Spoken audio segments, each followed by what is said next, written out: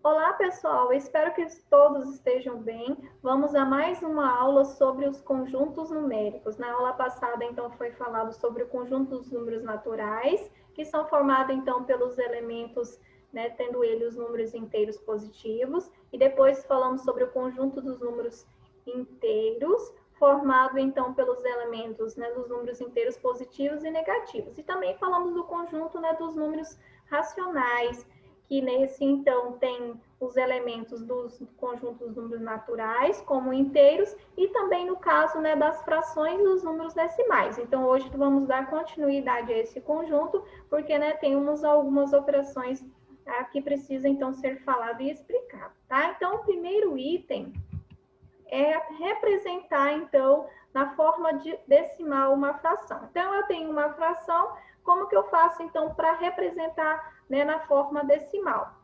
Veja bem, vocês podem acompanhar também esse conteúdo lá na página 29 e 30 do livro, né, didático de vocês de matemática, ok? Então, veja bem, eu tenho aqui, né, dois exemplos. Na letra A eu tenho uma fração, na letra B eu tenho uma fração.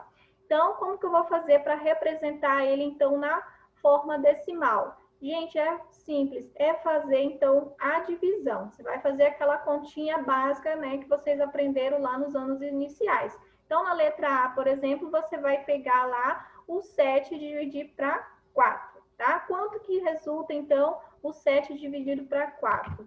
Nós temos, então, 1,75. Eu coloquei aqui também, olha só, a continha, né? Caso vocês, né, tenham esquecido de como faz, né, essas continhas básicas, é bom relembrar, porque quando a gente fala, então, de vestibular, a gente fala do Enem, não vai ter o uso da calculadora. Então, é importante, né, vocês relembrarem. Vocês já estão no ensino médio, né, e daqui a pouco, então, vocês já terão que fazer, né, essas provas aí, tá? Pensando também no projeto de vídeo de vocês.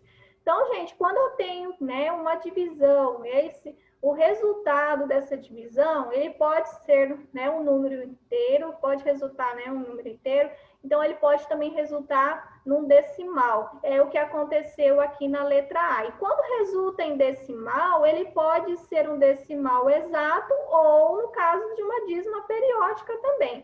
Então, como vocês podem observar na letra A, resultou em 1,75, né? Se vocês olharem aqui na continha, olha só, não tem resto, né? Então, nesse caso, a gente tem aqui um decimal exato. Agora, veja bem, na letra B, eu tenho 5 dividido para 3. 5 dividido para 3 vai dar 1,66666 infinitamente. Então, nesse caso, eu tenho aqui, né, um decimal não exato, ou seja, uma dízima periódica, um decimal periódico, tá? Então, olha, observem aqui no cálculo, né, na continha.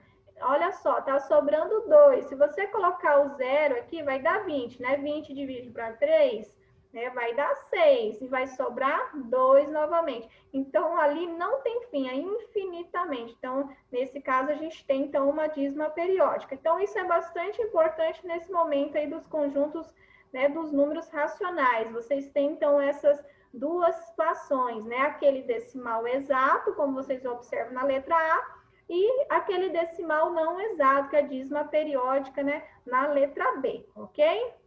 O segundo item que vocês, né, precisam saber também é a representação de alguns números racionais na reta numérica. Então, veja bem, aqui eu tenho alguns exemplos, né, algumas frações, e aí a reta logo abaixo, né? Lembra que na aula passada eu já falei dessa reta numérica. Então, esses valores, né, essas frações, nós vamos então colocar elas lá na reta numérica. Então, o primeiro passo a ser feito é dividir o numerador pelo denominador. Então, o primeiro passo, divide o numerador pelo denominador. Numerador, gente, a parte de cima, denominador, a parte de baixo. Então, você vai fazer aquela continha básica. Então, nesse primeiro aqui, você vai pegar lá o 5 dividido para 10. Cuidado que ele é negativo, na resposta também vai ser negativo.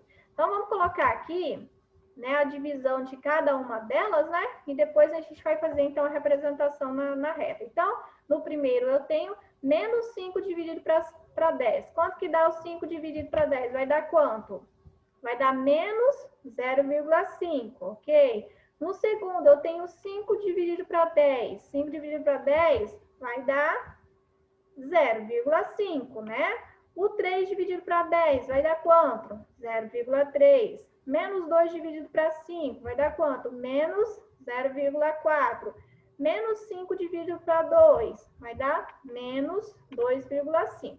Fez as continhas, né? Fez lá todas as divisões. Agora, então, o segundo passo é localizar, então, cada um desses resultados lá na reta numérica. Então, na reta numérica, lembra que a gente tem aqui, ó, a origem, né, que foi falado na aula passada, ó, o marco, né, o zero. Para a direita, então, a gente tem infinitamente os valores positivos, para a esquerda, então, os valores negativos. Então, vamos voltar ali. No primeiro, então, nós temos menos 0,5. Onde se encontra esse menos 0,5? Aqui na reta numérica. Então, veja bem, o zero está aqui. Então, para a esquerda aqui, nós vamos ter o quê? Menos 0,1, né? Menos 0,2, menos 0,3, menos 0,4, menos 0,5. Ah, então quer dizer que ele está o quê? Bem aqui, né? Então, ele se localiza entre menos 1 e 0. Vamos colocar ele lá, aí vocês sempre façam, né, a setinha, indicando, olha lá, menos 0,5, ele está exatamente aqui, certo? Agora, o próximo é 0,5 agora positivo, né? Se é positivo, para a direita. Então, quer dizer que depois desse zero aqui, vem quem? 0,1, 0,2, 0,3, 0,4. Gente, aí vai chegando lá 0,8, 0,9, vem o 1. Depois do 1, começam 1,1, 1,2, tá? Para quem tem dificuldade aí. Então, 0,5 entre 0 e 1, né? Então, bem aqui no meio, vamos pôr, olha lá, colocamos, né? No próximo, eu tenho 0,3, 0,3 positivo. A gente já até falou, né? 0, então vem 0,1, 0,2, 0,3. Vamos colocar, olha lá, bonitinho. No próximo, eu tenho menos 0,4, olha, negativo. Então, para cá, né? Sempre observem se ele é positivo ou se ele é negativo. Então, 0, lá para a esquerda. Então, vem 0, menos 0,1, menos 0,2, menos 0,3, menos 0,4, né? Opa, pronto, voltei. Aí, menos 0,4. No próximo, eu tenho menos 2,5. Menos 2,5, negativo, né? Então, veja bem, ele vai se encontrar onde? Olha aqui, ó, nós temos o menos 2 aqui. Depois, então, do menos 2 vem quem?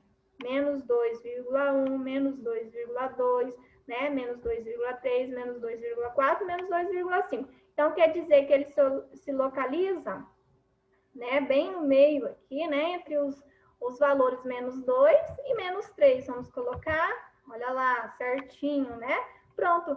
Então, nós colocamos aí todos, né, esses valores na reta numérica. Então, às vezes, pode ser que ele, né, não, já esteja em decimal. Aí, nesse caso, você não precisa dividir. E quando eles estiverem, né, nesse caso de infrações, né, faça igual eu coloquei aqui, faz a divisão primeiro, porque daí fica fácil para vocês estarem, né, localizando aí na reta numérica, certo, pessoal? O terceiro item é transformar os números decimais exatos em frações. Lembra que eu falei lá no primeiro item, né? A gente tem os decimais exatos e os dízimos periódicos. Nós vamos falar agora, nesse momento, dos decimais exatos, tá? Na dízima periódica, a gente vai falar na próxima aula. Então, veja bem, eu tenho aqui, quando fala de decimal, então o meu denominador, ele pode ser 10, ele pode ser 100, ele pode ser 1000, né, 10.000 e assim por diante. O denominador é a parte de baixo. Então, como que eu vou saber se é 10, né, se é 100 e assim por diante? Então, veja bem, o numerador, nós vamos, então, retirar a vírgula. Retirando a vírgula aqui, por exemplo, na letra A, vai ficar o quê? 0,8 é 8, né, gente? O 0 antes ele não vai ter valor, então vai ser 8. Então, vamos colocar lá. Aqui só dizendo, né, uma casa decimal, porque após a vírgula nós temos uma casa decimal. Vamos colocar o numerador, então 0,8, né? E então, como que vai ficar o denominador? O denominador vai depender, então, da quantidade de casas após a vírgula. Então, nesse caso, eu tenho uma casa após a vírgula. Se eu tenho uma casa após a vírgula, significa que o meu denominador é 10, tá? Simples assim. Retirou a vírgula, você tem o numerador. O denominador, então, vai depender da quantidade de casas decimais. Nesse caso, eu tenho uma, né, vai ser o quê? 10, tá? A gente vai colocar 1, né? Senão não vai ser, né, os decimais exatos, certo? Aqui no caso, um 0, né? Na letra B, eu tenho, então, 5,36. Então, veja bem, eu vou retirar, então, a vírgula. Então, vai ficar o quê? 536, certo? E o meu denominador, quanto que vai ser? Vai ser 10? Vai ser 100? Se eu tenho duas casas decimais, né, já está indicando aqui, significa, então, que o denominador vai ser 100, tá? Então, são duas casas, 2 zeros, né? Olha lá. Então, 536 é sobre 100, ok? Então, eu transformei. Como que eu faço para tirar a prova real nessas situações? Você pode pegar o 536 dividido para 100, pegar aí, né, até na calculadora, você vai ver que vai resultar em 5,36, igual na letra A também. Se você pegar aqui 8 dividido para 10, dá 0,8, tá? Você pode fazer, né, a prova real aí, ok? Na letra C, eu tenho, né, duas casas decimais. Como que vai ficar o denominador retirando a vírgula? Vai ficar 65, né? O zero antes não vai ter valor. Então, vai ficar 65 sobre quanto? 65 sobre 100, né? São duas casas, após a vírgula, 2 zeros, né? Então, formo aí 100, ok? Então, não esqueça que são os decimais exatos. Aqui duas casas, 2 zeros, né? Na letra D, eu tenho, então, 3 casas após a vírgula. 3 casas, né? Então, se eu retirar a vírgula aqui, vai ficar 0, 0 e 47. Então, vai ser o próprio 47. Agora, como que vai ficar o meu denominador? Vai ficar sobre 1.000, né? Eu tenho, então, 3 zeros. Eu vou ter, então, 1.000 no denominador, ok? Porque eu tenho, então, ali 3 casas decimais, né, após a vírgula, então eu tenho 3 zeros. Fácil, né, pessoal? Agora, tem mais um detalhe aqui, com relação a esses resultados. Não sei se vocês se lembram da parte da simplificação, né? Quando eu tenho, então, a questão das frações, eu posso, então, pegar esse resultado, isso sempre depende do resultado, tá, gente? Nem sempre eu vou conseguir fazer a simplificação. Mas, então, quando você, né, verificar que tem como fazer simplificação, faça essa simplificação. O que é simplificar que vocês aprenderam, né, nos anos iniciais? Então, no caso, é reduzir o meu resultado, né? É colocar na forma, então, né, irredutível. E como que eu faço? Eu vou encontrar um número que divida tanto pelo numerador quanto pelo denominador. Então, por exemplo, aqui na letra A, resultou em 8 sobre 10, né? Tem como eu simplificar? Tem, né, gente? Eu posso simplificar o 8 e o 10 aqui, eu posso simplificar por 2, não posso? Vamos colocar aqui, olha lá.